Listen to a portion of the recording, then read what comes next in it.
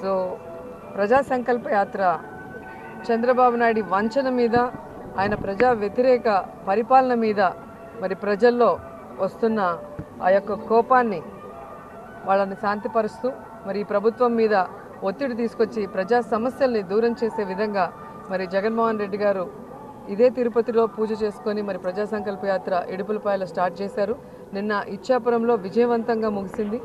నిజంగా రాజశేఖర్ రెడ్డి గారు లేరు అనుకోకుండా రాజశేఖర రెడ్డి గారిని జగన్ గారిలో చూసుకుంటూ ప్రజలు పట్టిన బ్రహ్మరథం చూస్తుంటే చాలా సంతోషంగా అనిపించింది. గత ఎన్నికల్లో చేసిన తప్పు మళ్ళీ 2019లో చేయకూడదు అని ప్రజలందరూ నిర్ణయించుకున్నారు. కాబట్టి రాజన్న పరిపాలన కావాలి, రాజశేఖర్ రెడ్డిని జగన్ గారిలో చూసుకుంటూ ఆయన ముఖ్యమంత్రి కావాలి అని ప్రజలు చేసిన నినాదాలతో నిన్న మా చెవులన్నీ కూడా మార్మోగిపోయాయి. కానీ తెలుగుదేశం పార్టీ వాళ్ళకి అదేంటో జనమే లేరు అంటున్నారు. నిజంగా సోమిరెడ్డి లాంటి వాళ్ళు నిన్న కనుక ఆ మీటింగ్కి వచ్చింటే కిందేసి తొక్కుంటారు. అంత జనం, ఇసుకేస్తే రాలని జనం. సో జనం అంటే ఏంటి, ప్రజాబలం ఏంటని 5 సార్లు ఓడిపోయిన సోమిరెడ్డికి అయితే అర్థం కాదు. చంద్రబాబు నాయుడిని ఇంప్రెస్ చేయడానికి ఆయన ప్రెస్ మీట్లు పెడతారు. దానికి ఇంప్రెస్ అయ్యి ఆయన ఏ విధంగా మంత్రి పదవి ఇచ్చారో కూడా మనం చూసాం. ఎందుకంటే పాస్ అయిన వాడికి ఎవడైనా మినిస్టర్ ఇస్తాడు, కానీ ఫెయిల్ అయిన వాడిని నెత్తిన పెట్టుకున్నాడు అంటే మరి ప్రజలు చీకొట్టిన వాళ్ళని చంద్రబాబు నాయుడు ఏ విధంగా ఎంకరేజ్ చేస్తాడనేది మనం అర్థం చేసుకోవాలి. అండ్ ప్రతిసారి తెలుగుదేశం పార్టీ వాళ్ళు అంటారు వీళ్ళు అసెంబ్లీకి రారు కానీ జీతాలు తీసుకోవడానికి సిగ్గులేదా అని.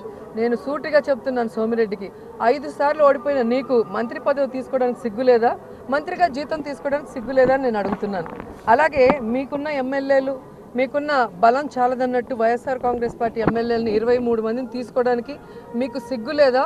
ఇప్పటికీ వాళ్ళు వైఎస్ఆర్సీపీ మరి ఎమ్మెల్యేలుగానే అసెంబ్లీలో సంతకాలు పెడుతుంటే ఇంకా కూడా మీ పార్టీలో 4గురికి మంత్రులు ఇచ్చినందుకు మీకు సిగ్గు లేదని నేను అడుగుతున్నాను. మీకు సిగ్గుమానం ఉంటే వాళ్ళ చేత రాజీనామా చేయించి ఎన్నికలకు వెళ్ళేవాళ్ళు. కానీ మీ ప్రజా వ్యతిరేక పరిపాలన వల్ల ఖచ్చితంగా వాళ్ళందరూ ఓడిపోతారన్న భయంతోనే ఈరోజు వ్యవస్థల్ని నిర్వీర్యం చేస్తూ అసెంబ్లీని కూడా ఈరోజు అపవిత్రం చేస్తూ మీరు వాళ్ళని సస్పెండ్ చేయలేదు కాబట్టే మేము అసెంబ్లీకి రాలేదు, కానీ మాకేం టైంపాస్ కోసము ఇంట్లో కూర్చోలేదన్న సంగతి మీరు తెలుసుకోండి.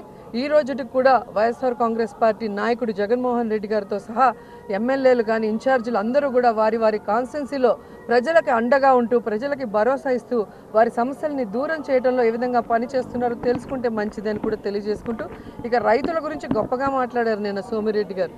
ఈరోజు రైతు బాంధవుడు రాజశేఖర్ రెడ్డి గారు, రైతుల గురించి ఆలోచించేది జగన్మోహన్ రెడ్డి గారు. ఈరోజు రైతు భరోసాతో ఆయన ఏ విధంగా రైతుల జీవితాలని వెలుగు తీసుకురావాలనుకున్నారో మనం కళ్ళారా చూస్తున్నాం. అలాగే రాజశేఖర్ రెడ్డి గారికి వచ్చింది రైతులకి ఫ్రీ కరెంట్ ఇవ్వాలని, రైతు పిల్లలకి మరి ఫీజు రియంబర్స్మెంట్తో పెద్ద చదువులు చదివించాలని. కానీ చంద్రబాబు నాయుడుకి ఎక్కువ సమయం ముఖ్యమంత్రిగా ఉన్నానని చెప్పుకోవటమే కానీ రైతుల గురించి ఏ రోజైనా ఏమైనా చేశాడా అంటే వ్యవసాయం దండగాని తన బుక్లో రాసుకున్న పెద్ద మనిషి. ఈరోజు ఆయన మంత్రులు వ్యవసాయం గురించి మాట్లాడుతుంటే చాలామంది నవ్వుతున్నారు. కాబట్టి మనం మాట్లాడే మాటలకి చేసే పనులకి పొంతన ఉందా అనేది ఒకసారి తెలుగుదేశం పార్టీ వాళ్ళు ఆలోచించుకోవాలి.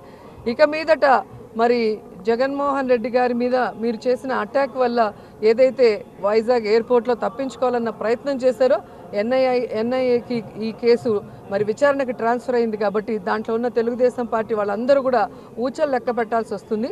దానికి రెడీగా ఉండండి. You're watching this on Mirror TV. Please like, share and subscribe. You're watching this on Mirror TV.